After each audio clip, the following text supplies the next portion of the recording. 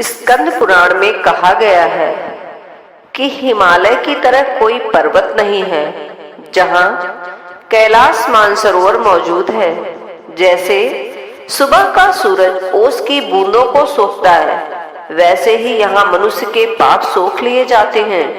वास्तव में पवित्र स्थानों की कोई शुरुआत नहीं होती, वे मनुष्य को धड़कते हुए मिलते हैं और फिर उसकी विरासत का हिस्सा होते हैं।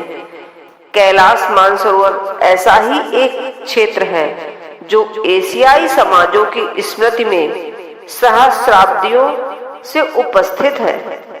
यह न सिर्फ 4 धर्मों और उनसे जुड़ी संस्कृति का गंतव्य है, बल्कि प्राकृतिक परिस्थितिक रूप से यह उत्तरी भारत की भाग्य विधाता नदियों का उद्गम क्षेत्र भी है। 2 ताल, 2 शिखर और 4 नदियां, 2 शिखरों कैलाश और गुरला मानधाता, 2 विशाल तालों मानसरोवर और राकस ताल तथा 4 नदियों सिंधु, सतलज, कर्नाली और सांगतो ब्रह्मपुत्र का मायका कहलाने वाला तिब्बत का यह क्षेत्र धार्मिक और आध्यात्मिक दृष्टि से बहुत मायने रखता है। यूं यहाँ पहुँचने को सभी तरह के लोग जीवन उपलब्धि मानते हैं, लेकिन बोनपा बौद्ध, हिंदू और जैन धर्मावलंबी इस कुदरत से अभिन्न रूप से अधिक जुड़े हैं। यह इन धर्मों और इनके विविध पंथों का सबसे पवित्र, सबसे दूर और सबसे कठिन गंतव्य सदियों से रहा है।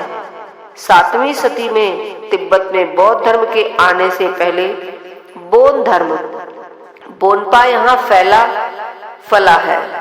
बोन धर्म का जन्म और विकास इसी क्षेत्र में हुआ था। कैलाश इस धर्म का आत्मा पर्वत माना जाता है।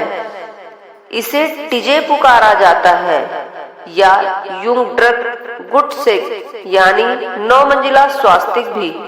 बोन धर्म के संस्थापक टोन्पा सेनराप मियो वोचे का शरीर इस पर्वत में समाया हुआ माना जाता है। बोन धर्मावलंबी इसकी परिक्रमा इस तरह करते हैं कि यात्री का बायां हाथ कैलाश की तरफ रहे।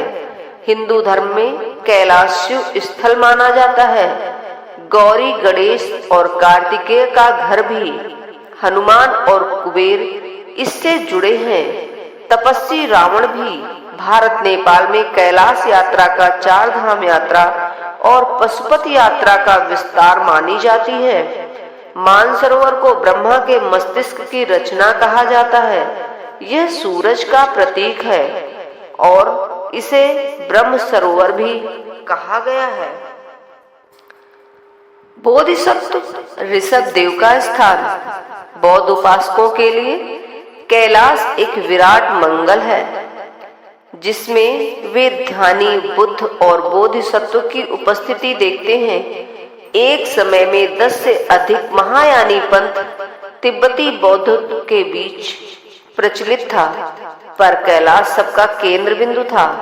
दुनिया भर के बौद्ध कैलाश दर्शन और प्रदक्षिणा को सर्वोच्च धार्मिक और आध्यात्मिक कार्य मानते हैं। जैन धर्म के प्रथम तीर्थकर ऋषभ देव ने यहाँ वर्तमान अष्टापद में निर्वाण प्राप्त किया था।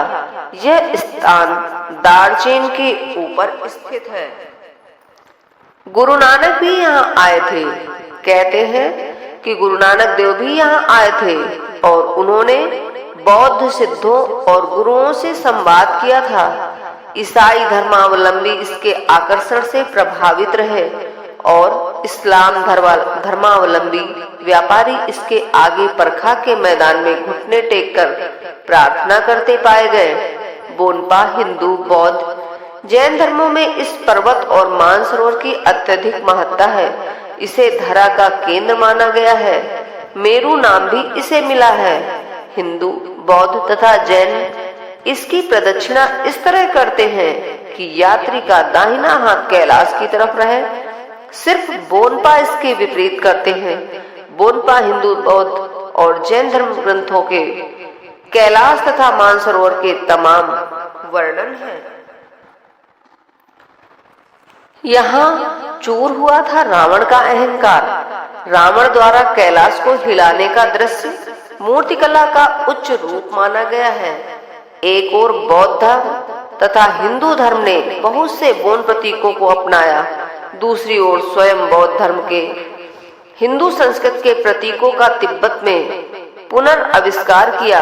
सभी धर्मों में स्वास्तिक चिन्ह की उभयनिष्ठता महत्वपूर्ण है और इसी तरह कैलाश और मानसरोवर की प्रदक्षिणा और स्नान भी कैलाश धर्म के बाहरी तामझाम से मुक्त है।